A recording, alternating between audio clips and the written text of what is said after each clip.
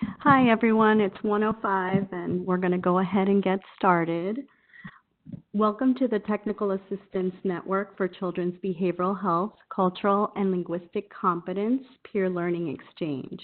The Peer Learning Exchange is a webinar or monthly call with topics focused on promoting health equity and eliminating disparities in child, youth, and young adult behavioral health.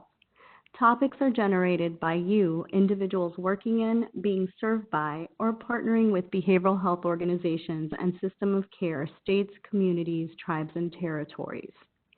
The TA Network, as it's known, is part of the National Training and Technical Assistance Center for Children's Behavioral Health for the Substance Abuse and Mental Health Services Administration, commonly referred to as SAMHSA. My name is Linda Callejas. I'm an assistant professor at the University of South Florida and the director of the Cultural and Linguistic Competence team for the TA Network. And I have the pleasure of introducing our presenters today. Today's webinar is titled Addressing Suicide Prevention in African American Youth, Risk and Protective Factors. Today's discussion will focus on the changing epidemiological trends related to suicide in African American youth using youth risk behavior survey data and other sources. Facilitators will also discuss risk and protective factors for suicide in African American youth and identify potential interventions and community-based strategies to address the mental health needs of youth of color by a system of care grantee during the COVID-19 pandemic. I'm excited to welcome the experts that will be leading this important discussion today. Let me begin with introductions. First, we'll hear from Selena Webster-Bass, CEO of the Voices Institute, a training and consulting group focused on well-being, multicultural consciousness, and health equity. Selena has 20 years of community health experience and is a core partner of the CLC Technical Assistance Team for the TA Network. And her work with us focuses primarily on urban behavioral health, faith-based engagement, multicultural outreach, and organizational, cultural, and linguistic competence. After Selena, we'll hear from Dr. Peter Gamache, who leads the Turnaround Achievement Network. Peter's an interdisciplinary program evaluator for initiatives that focus on underserved populations with behavioral health, primary care, and social support needs. He serves on national work groups for the Substance Abuse and Mental Health Services Administration and serves as a reviewer of federal funding applications, provides technical assistance and capacity building as well. He's also a core partner of the CLC Technical Assistance Team. And our third facilitator today is Dilecia Vasquez, Project Director at the Enfusion Metro System of Care, helping individuals 0 to 26 years old address their mental health needs. Enfusion Metro System of Care is youth-guided, family-driven, and community-based. Dilecia believes mental health services are important and needed to help individuals, families, and communities thrive. She supports providing services in a non-traditional manner for those receiving services to feel comfortable and to eliminate stigma related to mental health. Dilecia is a licensed master social worker and certified mental health therapist. She holds a bachelor's in social work from Mississippi College, a master's in social work from Jackson State University, and is currently a candidate for a PhD in the philosophy of social work at Jackson State University. Before we get started with the important discussion, I just want to remind everyone that this presentation is being recorded.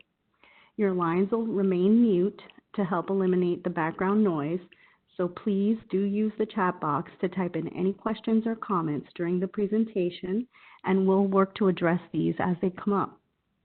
And once again, finally, please stay on with us a few minutes following the webinar to make sure that you complete the evaluation that will automatically appear upon our conclusion. And now I'll turn the discussion over to Selena.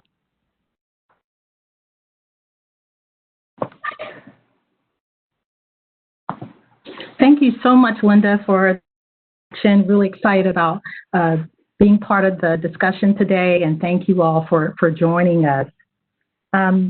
There is a myth in our community that African youth do not die by suicide.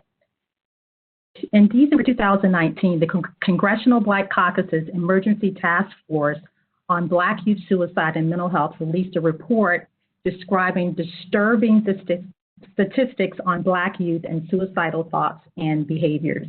And this report was Ring the Alarm, the Crisis Black Youth Suicide in America.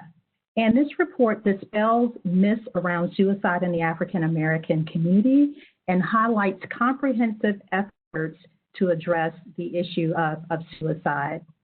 And so what we like to do today is highlight findings in this report. Dr. Gamache will talk about systematic ways of collecting data, and Dalisha, who is on the ground in Mississippi, will share strategies that her community is using in terms of addressing suicide in her system of care. And so, in the words of the African proverb, children are the reward of.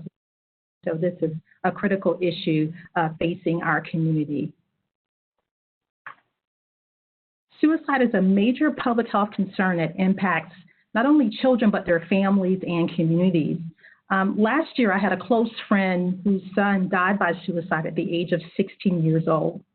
And he was an athlete. He was also an academic star.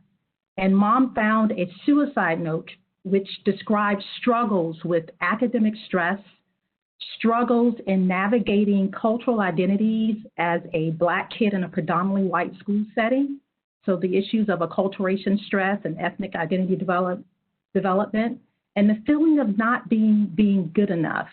So suicide is really a complex issue with multiple contributing factors. During our presentation, we're using CDC, Centers of Disease Control, definitions of suicide. Suicide is a death caused by injuring oneself with the intent to die. So it's a behavior that's self-directed and deliberately results in injury or the potential for injury to oneself. A suicide attempt is when someone harms themselves with the intent to end their life, but they do not die as a result of their action. But a suicide attempt can be non-fatal, self-directed, potentially injurious behavior with an intent to die, and a suicide attempt may or may not result in injury. And then finally, suicidal ideation refers to thinking about, considering, or planning suicide. In 2017, suicide was the second leading cause of death for youth ages 10 to 19. In 2017, over 3,000 youth died by suicide in this age group. The suicide death rate is increasing in the African American youth group faster than any other racial group. Over the past decade, the suicide death rate for Black youth has increased from 2.55 per 100,000 in 2007 to 4.82 per 100,000 in 2017.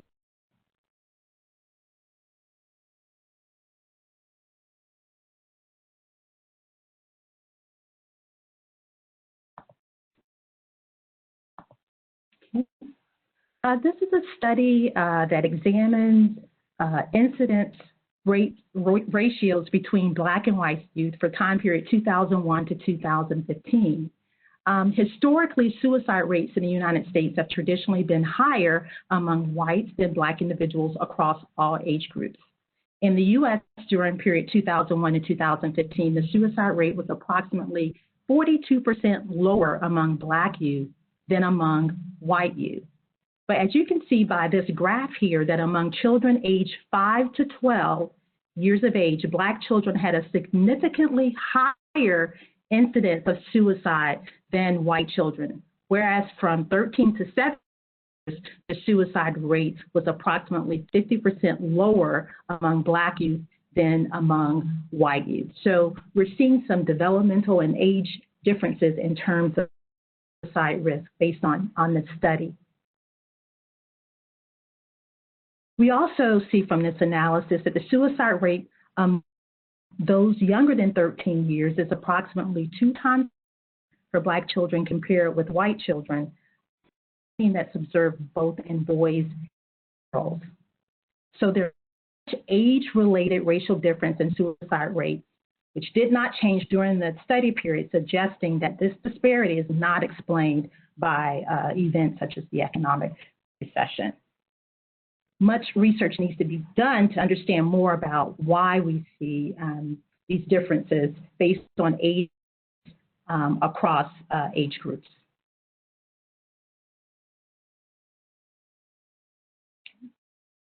When we look at race and age disparities in youth suicide death rates for year 2017, age range 10 to 19, see that non-Hispanic American Indian or Alaskan Native boys and girls have the highest rate of suicide.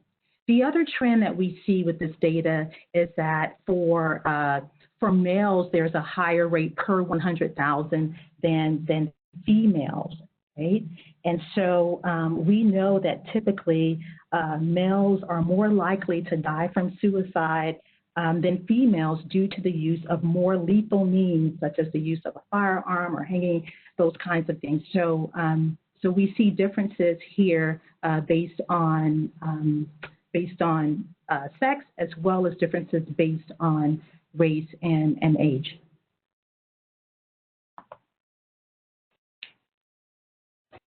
The Youth Risk Behavior Survey in the U.S. 1991 and 2017, this study was led by Dr. Lindsay, who was actually the lead of the Congressional Black Caucus Task Force, conducted this study, and he and his colleagues investigated racial and ethnic and sex differences in suicidal ideation and behavior over time in a nationally represented sample of high school students. And the Youth Risk Behavior Surveillance System it's a survey that's conducted by the Centers for Disease Control, and it includes national, it includes state, local, school-based representative samples of 9th and through 12th grade students. And the purpose of this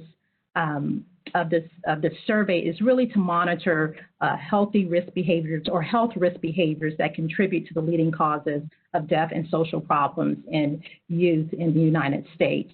So this is data that Dr. Lindsay analyzed for a time period 1991 and 2017. The weighted overall prevalence or existing rates for suicidal ideation was 18.8%. For creating a plan for suicide was 14.7%. Actually attempting suicide, 7.9%. And then an injury by attempt was 2.5%. Respectfully. So, and just to emphasize that the Youth Risk Behavior Survey is self-reported data from young people. The other trend that was highlighted in Dr. Lindsay's study was adolescents who identified as white, Hispanic, Asian American, or Pacific Islander and American Indian, Alaska Native had a significant linear decrease in suicide attempts. However, Black adolescents had a significantly linear increase in self-reported suicide attempts. Black adolescent boys had a significant linear increase in injury by attempt. Adolescent girls from all racial ethnic groups experienced a decrease in suicide. However, for adolescent African-American girls, there was a significant increase. So again, we need more research to understand why we're seeing these trends in African-American youth and youth of color. Right. So the findings of Dr. Lindsay's study, they are really important because suicide attempt is the most critical factor associated with suicide death. And so the significance of Dr. Lindsay and colleagues' study is that the results show Black youth have experienced an increase in suicide attempts, which means there's an increased risk for suicide death. And so for youth in general, youth risk factors include psychiatric disorders such as depression and anxiety. Sex is also a risk factor. Males are more likely to die by suicide. Females are more likely to attempt suicide. Being a victim of bullying, exposure to suicide, including a family member dying by suicide, and having access to lethal means. And so in terms of risk and protective factors for suicide specific or unique to Black youth.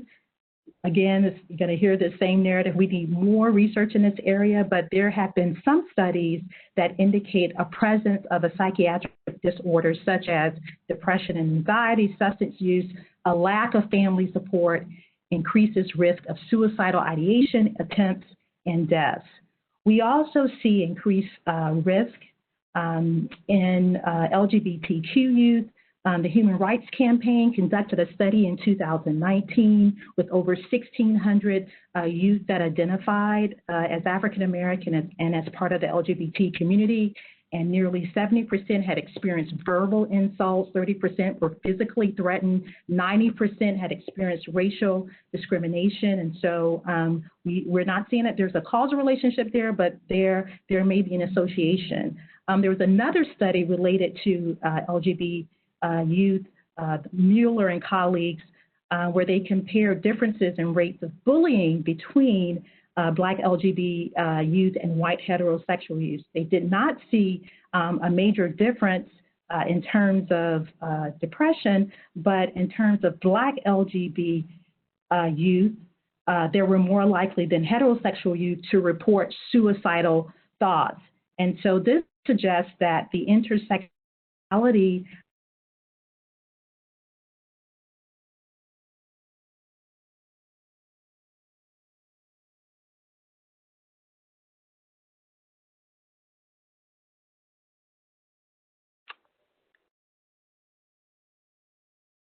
Hi, Selena. It sounds like your sound got cut out. Thanks so much for everyone letting us know. We're going to go ahead and get that worked on. Thank you so much for your patience. Selena, are you able to talk to us? Here, can you hear me? Yes. Okay. I apologize. Are we okay now? Yep, it sounds like it was okay. Thank you. And thank you everyone again for letting us know in the chat. Okay. All right, so we were discussing risk factors, those variables that increase risk or likelihood of an unhealthy behavior, or in this case, increased risk for dying by suicide. So I've covered prior suicide attempts, the presence of a psychiatric disorder, substance use, sex, males being more likely to die by suicide than females, females being more likely to attempt suicide. We discussed the impact of bullying in the LGBTQ community, as well as increased risk for suicidal thoughts in the Black LGBT community, the impact of poverty and socioeconomic factors, family functioning, the contagion effect, exposure to someone in one circle that has died by suicide, access to lethal means, and some recent studies related to screen time. For instance, research suggests adolescents who spend more time on computers, tablets, phones, smartphones have higher levels of depression, symptoms, suicide-related outcomes. Protective factors, which is where we want to focus because this is where, where we can impact the lives of young people. Protective factors are those characteristics that help you to adapt to different levels of adversity. And so there was a systematic review of the research literature, suicide risk as protective factors for African American adolescents. And that article was based on Durkheim's theory of social, which says that a lack of stable family and community bonds puts African American adolescents at increased risk of social integration and subsequent suicide. So family bonds were identified as a route through which individuals can become more socially integrated and less at risk for suicide.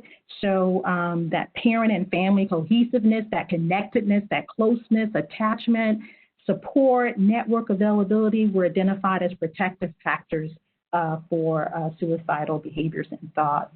Additionally, high quality relationships with parents were protective, as well as earlier parental set bedtimes. It's an interesting study there, right? Another protective factor is religious involvement, shared beliefs and practices and traditions as an effective means of facilitating one's integration into society. Perceived spiritual community membership was protective against African American youth suicidal thoughts and behaviors. And also intrinsic religiosity, so defined as like a religious-based framework for meaningfulness in one's life, was a protective factor against suicidal ideation. Community support, as individuals who are socially integrated into their community against adverse outcomes, when you're supported by a cohesive community that's bound together by, societal norms, being in a school where you feel valued, being in a school where teachers appreciate you for who you are, that whole idea of community support also serves as a protective factor in suicide risk. And then personal factors and positive self-esteem is just one of those factors, but there are individual characteristics and traits that may impact one's social integration. So self-esteem was also protective, particularly against suicidal ideation and attempt for male and female urban African American youth. Emotional well-being protected female adolescents from suicide attempt. And also academic achievement, grade point average, was protective against suicide attempt for African American males. And then those socio-ecological factors, such as family, income, housing, employment, and employment stability. Overall, positive socio-ecological factors such as increased socioeconomic status, not having to move around, moving from place to place, residential mobility, residing in certain regions of the United States. These were all protective factors as well in both female and male African American adolescents. Right? So Durkheim's model focuses mainly on community and families and those social ecological components, but there are other factors too that impact African American youth in terms of health-seeking behaviors. So, for example, perceptions of providers, symptom expression. Symptoms for depression may be explained as somatic or physical versus describing actual emotions. Cultural mistrust of providers and systems. A lack of cultural competence, providers who may not understand the impact of such things like racial stress and trauma, who may not have a context or maybe wasn't trained in those particular concepts. Structural barriers in terms of accessing care and racial disparities in terms of treatment, and we know that there are disparities in terms of African American youth and African Americans in general in receiving treatment and the quality of the treatment that these groups receive. So of course, we are in this pandemic within a pandemic, and so of course we have COVID-19 going on, but we also have current events such as the civil unrest, and so the racial stress and trauma related to that, the community mourning, the increased anxiety, fear, social isolation, and grief in communities is real for youth of color, and so it's really important that we are maintaining connections even in spite of the social isolation, and also, making sure that families are aware that suicide is preventable. There's been lots of talk in the media about the talk, that parents are having with their young people around some of the racial unrest. And so it's important that parents are equipped with skills and tools to have these racial conversations with youth so that we'll see better outcomes.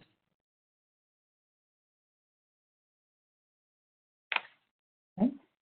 So just to wrap all of this up, strategies for suicide prevention, our approach should be, yes, strengthening financial security, housing stabilization policies, in terms of strengthening access and delivery of suicide care, coverage of mental health conditions and health insurance policies, promote connectedness, teaching coping and problem-solving skills, identify and support people at risk and youth that are at risk, and lessen harms and prevent future risk by, post-vention self-reporting and messaging about suicide. So thank you, and I'd like to transition to Dr. Gamache, who will discuss a systematic collection and monitoring of suicide-based strategies for that. Thank you. It's great to be here today and share the data. Is the audio okay before I begin? Okay. I think it does. Okay. So as we begin, I just wanted to cover the specific methods that could be used for data collection around examining suicide-related data per race. The SAMHSA systems of care are governed by the Government Performance and Results Act, the GPRA congressional act that states that services that are federally funded will collect data in terms of their performance. And one of the tools that are used, the Center for Mental Health Services, CMHS, which funds these systems of care, they have a tool called the National Outcome Measures, client-level measures for discretionary programs providing direct services. So this is the tool that is called the Child, Adolescent, or Caregiver Combined Respondent version. And there's a link that's provided there, and these are in the public domain. So if you are, for example, not currently federally funded or not using this tool, you could adopt and adapt these questions in terms of gathering data within your local community. Okay, next question, or next slide, please. Okay, so as we look at the questions, specifically, there are questions that are asked of the children and youth or their caregivers. So for example, if there's a caregiver that comes in for services and there's an interview that is conducted and the youth is, say, 11 years old or younger, then the caregiver can provide those responses. Or the caregiver can, there can be a choice in terms of who provides those responses above age 11, for example. So it can be either or that conducts this survey. And this is conducted at baseline or as intake into services, at reassessment, which is a 6-month follow-up periods, and as well as the clinical discharge. So these are literal interviews that are conducted. And so the structure of this, and within this specific section, the suicide-related questions are located within section H1. And the question says, in the past 30 days, how many times have you thought about killing yourself? Right, and there's a number that can be entered, or there can be a refused response or don't know. And then how many times have you attempted to kill yourself is the follow-up question to this. So this is asked of the children and youth themselves. And then for the caregivers, it's similar questions, but the question is set up a little bit differently. It says, has your child expressed thoughts to you about killing him or herself? And did your child attempt to kill him or herself? So these are the suicide-specific questions. So, as these are responded to in an affirmative way, then there's some direct follow-up with this, and it also provides the data that can then be aggregated to look across, across those responses. Okay, next slide, please. So in terms of the use of a database and lining up these data, then this would translate over to suicide-related variables. So those 4 different questions from the yourself questions or the your child questions, those variables are considered suicide and attempted suicide, or considered suicide caregiver and attempted suicide caregiver. So that's where you would be able to find those responses in the affirmative. And the SAMHSA systems of care, there's a online web database management tool where there's a reporting and download feature. So for example, I have a screenshot provided here to show the web page to go in and log in and retrieve that data. Next slide, please.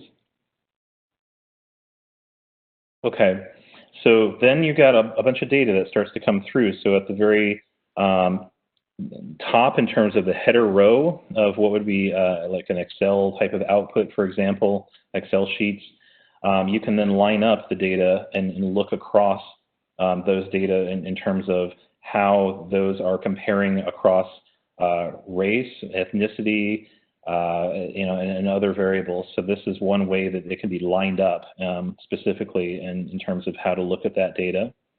So for example, looking at the variable race black, right, which is how the database is considering self-identification for African American and Black youth. So if they say if there's a 0, then that's a no. If it's a 1, it's a yes. Or there's some other variables indicating not applicable or refused, or the data were missing for whatever reason.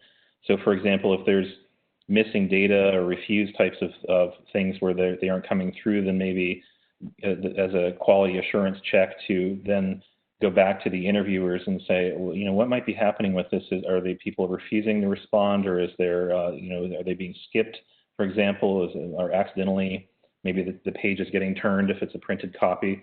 So it might be just kind of, some types of training opportunities to enhance the integrity of how that data line up.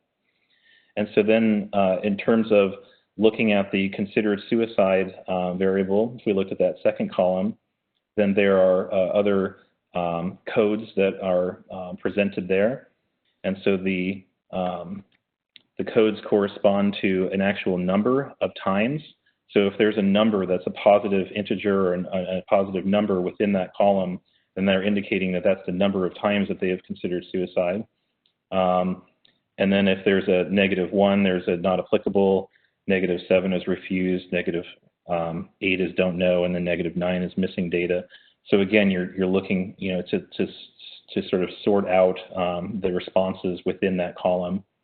So as we can look at, for example, that first row, we see that if we were specifically looking for African American Black youth, then we see that the first client record there is, or consumer record is a no. So we would move on to the second row, and then we see that there's a 1. So that means that those are the youth that we're specifically looking at in terms of their data. And then we look across those rows into that second column to see, was there a positive response there? And as you can see, there is a positive response. There's a 2 there. So that means that they had considered suicide twice. And then we can look down that row and see other responses as well. We see, oh, there's another youth that said once, right? So then what you can do is then compile this in terms of looking at aggregate totals, right? You can sort of line up the data in lots of different ways, but these are definitely action items for follow-up for sure. And so if there's a trend or there's a positive response, those are 2 different sort of aspects of follow-up.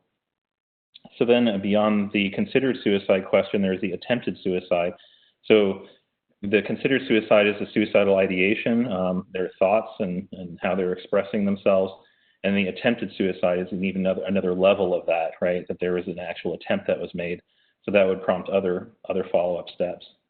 And then for the caregivers, if we look at those last two columns there, if we were to look down and look for that positive response, then we can see that there's a 1 and there's a 2 there. So we're basically looking for those positive responses to show whether or not there's a signal in the data. So that's how we can line it up and analyze it and generate whether or not there's there are individualized responses as well as a trend response. And I just wanted to mention that there is a function within the SPARS system. It's a cross-tabulation or a frequency function where 3 variables can be lined up. So that's one tool that's available to system of care grantees. If you're not a system of care grantee, then data like this can also be set up in Excel. And one of the main functions in terms of compiling the data like this is through the frequency function. And this returns a frequency distribution, which means that the data output is generated that shows the frequency of each value in a range. So what that means is that, for example, it'll show how many people said once, right? It might say that 4 different people said that they had considered suicide one time, for example, or how many people said twice. So it'll literally show how many people per frequency of response was generated. So that's another way that the data can be lined up. So I hope this is very helpful for you, and I encourage you to really dig into your data and to line up those questions so that type of process can then be collected within your communities and utilized for follow-up. Next slide, please. And now I'm honored to hand the presentation over to Dilisha Vasquez, who's the Infusion Metro Project Director, who will be addressing a system of care implementation example in terms of how their system of care is addressing suicide-related risk and protective factors, and in particular addressing social isolation during the COVID-19 pandemic. Dilisha, thank you.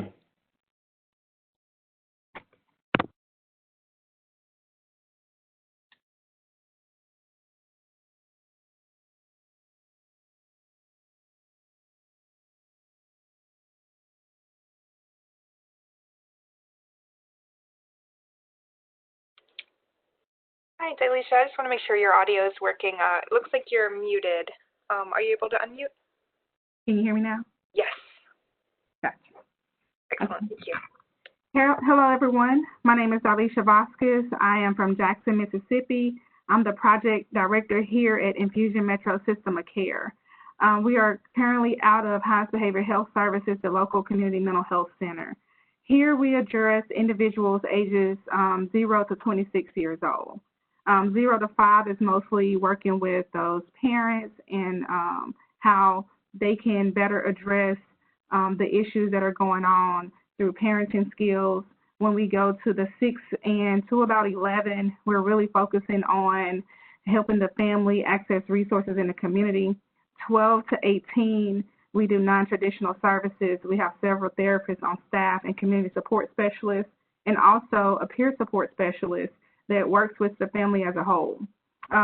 19 to 26 is more of the adult transitional age, where we work with those youth that individually, mostly accessing all of the resources they need in the community. And so what we do here is pretty much assist with trying to keep individuals from going in and out of acute facilities, in and out of juvenile detention centers, things like that, giving them access to the community as a whole. Next slide, please. Some of the interventions that we use to assess suicide risk, some standard screenings and assessments. Of course, Peter discussed the NOMS that we use. We use that data to be able to see where we need to focus our interventions. So he showed you some of the screenings where it will show you that maybe there's an increase in suicidal ideations or attempts. During this pandemic, what we've noticed is that there has been a great increase in suicidal ideations and attempts. The NOMS tool has been able to help us really try to create interventions that will help address that. We also use CAPAS, the Child and Adolescent Functional Assessment Scale, and that's the day-to-day function, and we assess their behavior over the last 3 months. We use the cross-cutting symptom measure tool, and it's self-rated, mainly for our adults, and so that we can help see if they're having any issues with depression or anxiety and what's going on. I believe Ms. Michelle Price, she asked about rural communities. We use that tool when we go out to our rural communities. There are a lot of colleges out there at Hines Community College in Utica. Here is a rural area. And what we've noticed is that there is a higher rate in people who are experiencing some symptoms of depression and suicidal ideations. We also use Vanderbilt assessment tool at intake, and that just allows us to see, you know, where the individuals are and the youth are. So we use quite a bit of tools to screen and assess all of the youth and adults that we service here at Infusion Metro. Some of the interventions that we focus on are cognitive behavior therapy, and we really are trying to focus on changing those unhelpful cognitive distortions and behaviors so that they can have the ability to cope and solve their current problems. So we're trying to teach them some coping mechanisms so that they can solve their current problems, change that mindset from that distorted behavior or thought. We use the cognitive behavior triangle quite frequently to use the thought stopping process. It's been very beneficial in addressing suicidal ideations and attempts.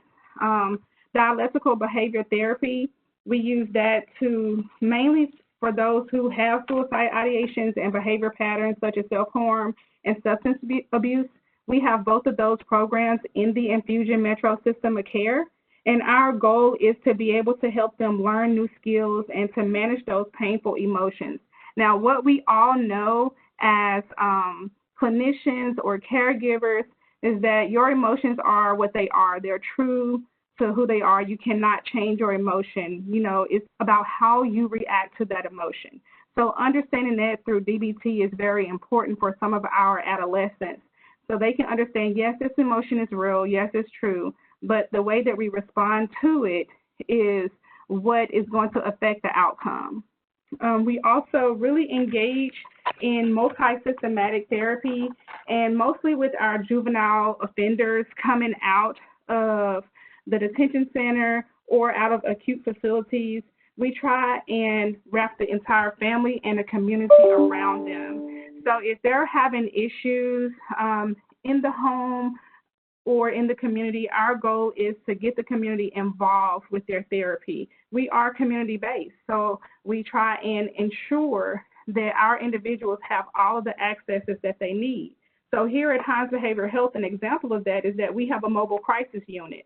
So if something has happened where an individual, a youth, or an adult is suicidal or homicidal, we have an actual line where a mobile crisis team will go out and assist our CIT officers with ensuring that those individuals get the services that they need.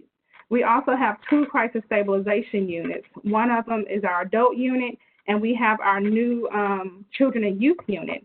So that unit is, those units really help us when we have those individuals that are experiencing suicidal ideations or have had suicidal attempts. And once they are out of those units, if they're in our attachment area, we will begin to pick up services with them once they're released in order to continue their care. Those are just some resources that we have available at hand here at Infusion Metro. The next one that we're going to talk about is attachment-based family therapy. And what that is that we're trying to address the family as a whole and rebuild that emotional protective relationship between the family members. We do our best to do this in a non-traditional manner. When we move forward, I'm going to explain to you some activities that we do in our community to assist with repairing those relationships. The next one is our medication, if it's needed. We have psychiatrists and psych nurse practitioners here on staff that is available to all our youth and our families as needed. We have drug screenings. We have a pharmacy within our facility, so the youth can get everything that they need right here at our agency. Our goal is to ensure that we have everything at our fingertips. Next slide, please. So some of the things that we do, this is actual artwork from 2 of our youth that we have at Infusion Metro. The first one is above her bedpost. And so what she's done is she's created it from a movie, and it just discusses how right now, one of the words that she uses that she feels that it's a fantasy. Like we're living in this imaginary world. Everything doesn't seem real. What's going on right now with the pandemic. This individual has had suicidal ideations. She has been placed in some acute care to help address those suicidal ideations. But one of her coping skills is art. And so when she came home, she was able to put her feelings on the wall. And so that was very beneficial to her. Once we discussed the artwork, she just explained that, you know, it felt great to get it out. She wasn't holding all of that energy in anymore. And this is just how she feels during this time, during this pandemic. The other piece of artwork that you see here is the individual, the figure holding a black box. This youth, she did an actual audio version over this, her painting, explaining how she feels during this pandemic. Again, she is a youth that has experienced some suicidal ideations during this time. And some of the things that she expressed is that feeling lost, feeling like she's trapped. The box is an example of what she feels like everything, all of her memories, time, her thoughts are all trapped in this box, and she's unable to let it out. She feels like the world is just not the same anymore, and she's really struggling with her identity. So these are just some of the things that our youth and families are experiencing. And in order to address that, we're asking them to put it in paper, to draw it, any type of art therapy they can do to help them express those feelings so that they won't bottle up and become an issue later. And just sharing those feelings has been very beneficial to our families. Next slide, please.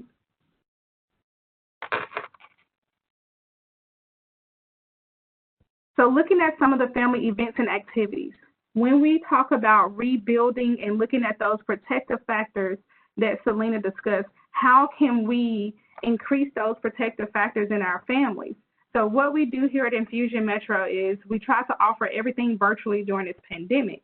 We know that we've had some setbacks in how we provide services, but that doesn't mean that the youth and families out there do not need the services in order to remain healthy during this time. They're struggling now more than ever. So some of the things that we've talked to them about is self-care with the family as a whole. When we say that word, sometimes we think it's just an immediate thing to handle what is going on right now. But self-care is a lifestyle, and that's what we teach our youth and families. You have to find something that you can relate to every single day that you can do in order to make your life better, not just a temporary fix. So what we do is we bring in therapists and we bring in people in the community to help them. Another thing that we do is to build that family up is we had a game challenge during the Mental Health Month in May. So every day we challenged our families to do different things, play a board game, do karaoke sing-alongs, house party. We did all of this virtually. We did green out days, and all of them posted to our social media everything that they did so we can see and other families can see what they were doing during this pandemic. We invited them to house party. We learned there that you can do games on house party with your family. We really have to be creative in how we approach and very non-traditional in how we approach this pandemic. Our kids and their lives depend on it. Everything that we do here, we're very involved. We're involved with the community. We bring the community to our families. Our families, they are involved in services. They are the leaders of the service. So if they tell us this is what we would like to have, that is what we do. We ensure that their voices are heard. We ensure that they are advocates for their own families and that they are also teaching other family members to be advocates as well. We're really excited about our program in addressing suicide. Has been a huge issue lately, so we have had to be very creative in how we help build our families back up. We predominantly service African-American community, even though we service the entire Hinds County in Mississippi. Most of the people that we service are African-American, so we do see the increase of those suicidal ideations. So we try not to limit ourselves into how we address those issues. Next slide, please. I'm going to hand it back over to Selena, and thank you, guys. Thank you so much, Dalisha, for sharing your creativity and the great work that you're doing in Mississippi. So we'd just like to wrap up with some comprehensive recommendations in terms of preventing suicide risk in African-American youth. First of all, is increase research funding, and we know that there are some recent announcements, related to understanding some of those protective factors and risk factors in African-American youth. So this is the time for, to learn more and for us to, get more information about what's actually happening in terms of a lot of the risk factors and protective factors that we mentioned earlier. As emphasized by Dr. Gamache, implementing accurate and reliable data collection, disaggregated across demographic factors. And so, yes, across race, across age, across sex, but also by geography as well. We know that a lot of the disparities that we see are now place-based, and so collecting that data and stratifying and examining the data and looking for patterns so that we can better understand what's happening in our communities. Increasing culturally responsive behavioral health workforce. We know that there is oftentimes a shortage of providers in communities, not only in urban communities, but also in rural communities as well. You see that quite a bit in the American Indian population with rural communities, and so there's a lack of mental health access. And so, recruitment early on in the pipeline, the education pipeline, working with historical Black colleges and universities to recruit more providers, therapists of color into the workforce. Providing cultural competence training with behavioral health professionals serving African American youth. So it's really important that, that we continue to emphasize the National Culturally and Linguistically Appropriate Services Standards, the CLAS standard, in terms of working with providers, as well as how to engage youth using evidence-based practices. And then finally, we also need to do some work around screening tools. Screening tools are not neutral, and oftentimes they're not culture specific. So this is another area of research that we need for youth of color and understanding suicide risk. The development of educational curriculum and certification programs. Most of us know about Youth Mental Health First Aid, but there are other programs, Strong Families, the work that Dr. Alfie is doing. So there are lots of opportunities to develop curriculums as well as to emphasize some of the unique challenges that communities of color are facing. Involving African American youth and caregivers in the development of this material. So, in alignment with system of care core values, it's important that all of our work is family-driven, youth-guided, culturally responsive, and community-based. And so involving youth, the youth voice and family voice in that process is beneficial in terms of understanding some of the barriers, perceptions, and ways that we can be more effective in engaging families of color. Developing culturally responsive guidelines for suicide hotlines, particularly during this time of the pandemic and civil unrest. Are there questions around racial stress and trauma? Or is it just sort of generic in terms of the specific challenges that families or youth are facing? And then engaging community partners to increase mental health literacy in African American communities. So using, a comprehensive approach. Of course, we need increased access to mental health services, but we also need community education, partnering with faith-based partners, with schools, with the for-profit sector, the business sector, the nonprofit sector in terms of increasing knowledge about challenges in communities. So I'd like to end with this quote from Taraji Henson. She is a national spokesperson now for mental health advocate, and she recently appeared before Congress to talk about the importance of this issue. And she says, when COVID happened, my heart went out, and I just knew that people were suffering, and they're suffering alone in isolation. My hope is that we eradicate the stigma around mental health in the Black community. So, so we want to thank you all for joining us today. We have about 2 minutes left. We do have some resources in the PowerPoint as well. I saw in the chat box that there's that you all would like for us to send out the literature review of protective factors in African American youth, so we'll definitely send that out. And there was also a request for the screening tools that Dilisha mentioned as well. So are there any pressing questions?